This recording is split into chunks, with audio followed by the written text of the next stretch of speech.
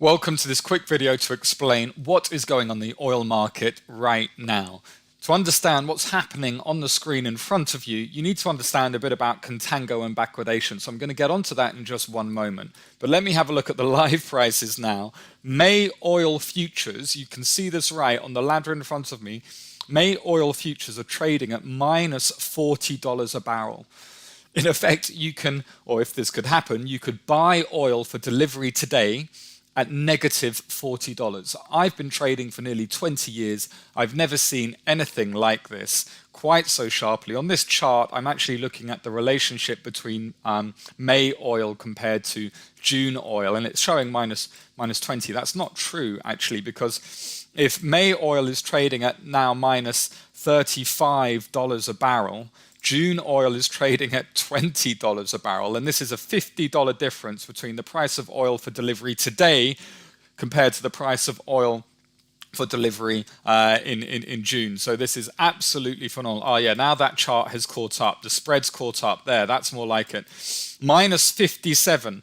Minus 57. There's a $57 spread between May and June oil delivery. I've never seen anything like this. So in order for you guys to understand what's going on, let me explain a little bit about some deep theory when it comes to understanding the oil price. I'm going to talk about when I last saw something like this in 2011 when we had the Arab Spring. So I'm going to try and keep this short and sharp. First of all, this is a quick Bloomberg chart showing, well, just what I've shown you, the front month, so the oil price for delivery now being much, much cheaper than the oil price for delivery in the future.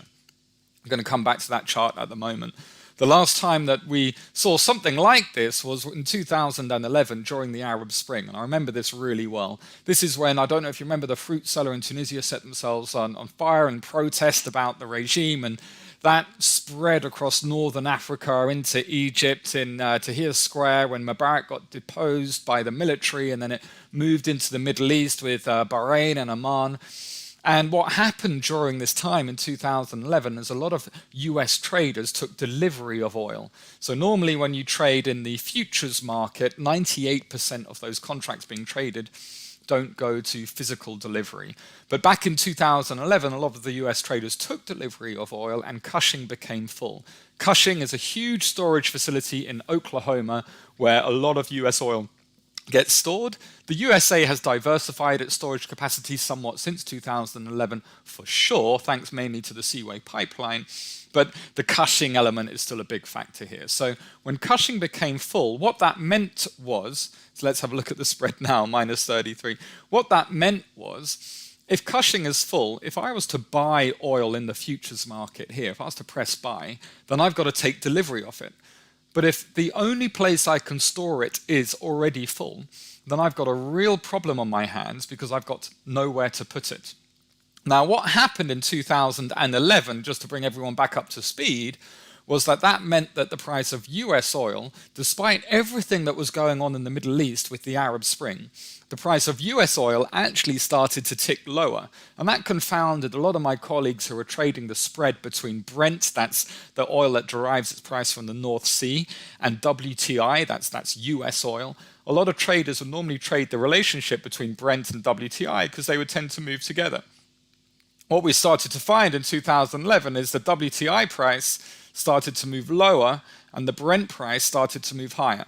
And that's because there was nowhere to store it. And that's exactly what we're seeing in the prices today. I don't know how many traders out there remember this and can relate to this scenario, but that absolutely what's happened since the coronavirus outbreak and since the Saudi-Russia power play is that storage capacities have been getting full. No one wants to receive oil now. They don't have anywhere to put it, which is why it's absolutely fine to receive it in June. We're trading at $20.39 in June. For December oil, we're trading all the way at $32, certainly, but for oil now, no one's got anywhere to put it. To understand why that's the case, let's have a look at the difference between contango and backwardation. I'm going to try and make this as simple as possible. So, in a normal commodity market where you have to look after a product and store a product, you would normally have something called a cost of carry. The cost of carry is the price that you have to pay to ask someone to store your commodity for you. So let's say if you look at a product like gold. If I wanted gold today, then I could buy it today for around $1,700 an ounce. That's great. But if I went to an exchange and said to the seller, I want that ounce of gold that you've got in front of you, but I don't want it today, I want it in 12 months' time, then the seller of that gold is going to have to store my gold for me. And whilst he's storing my gold for me, he's not going to be able to do anything with the money that he could have got for selling it to somebody else. So he'll probably charge me what's called a cost of carry. And I want you to look at this chart now as like a snapshot, like a photo. Imagine this point here is now, and I'm looking for that gold to be delivered to me in a year's time.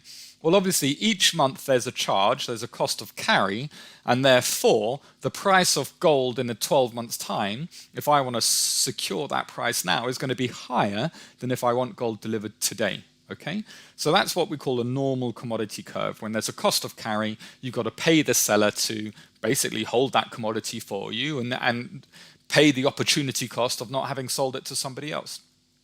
However, oil normally works differently. Oil is normally considered a market in finite supply with high demand, and rather than having this yellow normal curve, we get an inverted curve.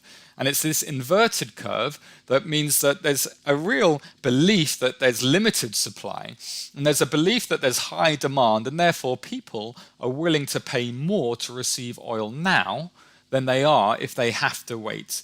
And the shape of this curve, or the slope of the gradient of this curve, is really determined by something called the convenience yield. If I find it incredibly convenient to have it delivered to me now rather than in 12 months' time, then I want to pay a higher price for it now. If you're going to make me wait for 5 months to receive this commodity that I believe is in high demand and limited supply, then I'm going to pay a lower price for it. So the first thing to understand here, in a well-supplied market, you get a normal curve.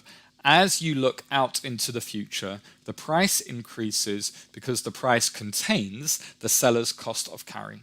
Okay? When you have a market with limited supply, the curve is inverted because the buyer is saying, even though you've got a cost of carry, I don't care. I want this now. It's an in-demand product, and I'm willing to pay a higher price for it now. So the longer you make me wait, the lower I'm willing to pay for you for the product.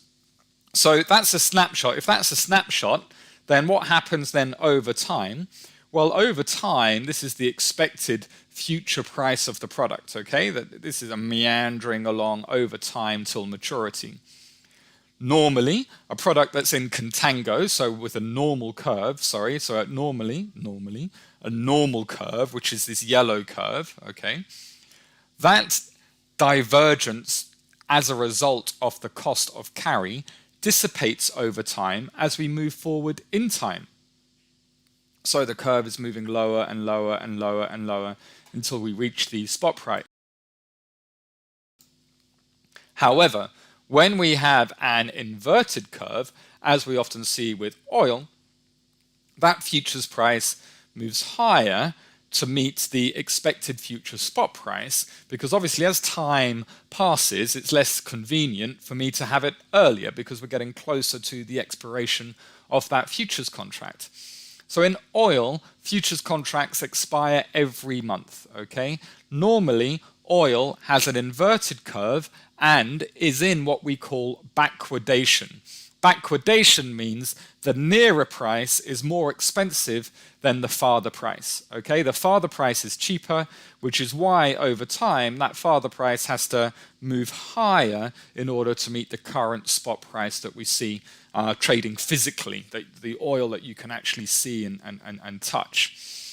So what's happening that's strange now is actually all about convergence, and I've had a lot of people ask me about this question. We're now trading at minus $25 for the May future. A lot of people are saying to me, this doesn't make any sense. You might as well buy oil now in the futures market, get it delivered to you, hold it for a day, and then sell it for 20 bucks. You're making $44 a barrel. If you do that for 100,000 barrels, and that's a significant trade that you're looking, and it's here, it's available now if you had somewhere to put it, if you had the capacity to take oil now, if you had the margin, if you had the funds, if you wanted to take oil now. What's happening now, and look, we were nearly $40, minus $40. We're back already to minus 23. What's happening now with this oil futures contract that's about to expire, no one wants to touch it. You know, you've seen this, the liquidity is coming back slightly, but you've got severe gaps in liquidity, which means that, look, everyone's now moved over, we've rolled over to June, despite the fact it looks like there's money on the table here now for anyone that wants to buy this May futures contract. There's nowhere to put it, there's no appetite to do so, and it creates a severe distortion to prices.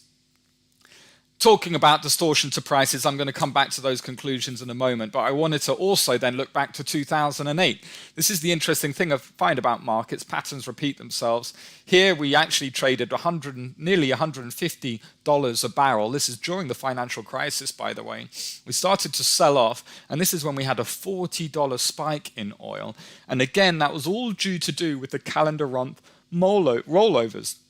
Many traders were short, they were holding onto their short positions, and all at the same time they got squeezed higher, pop, and had to exit their positions before expiry, which normally happens about 9 p.m. UK time. So in conclusion, I want you guys to understand the relationship between the current price versus the future price is normally a function of supply and demand, and that ratio between 2 calendar months is normally a function of supply and demand. Contango and backwardation strategies allow traders to take advantage of expected convergence and the change in that convergence from the future price to the spot price. But what we're seeing now really is quite unprecedented.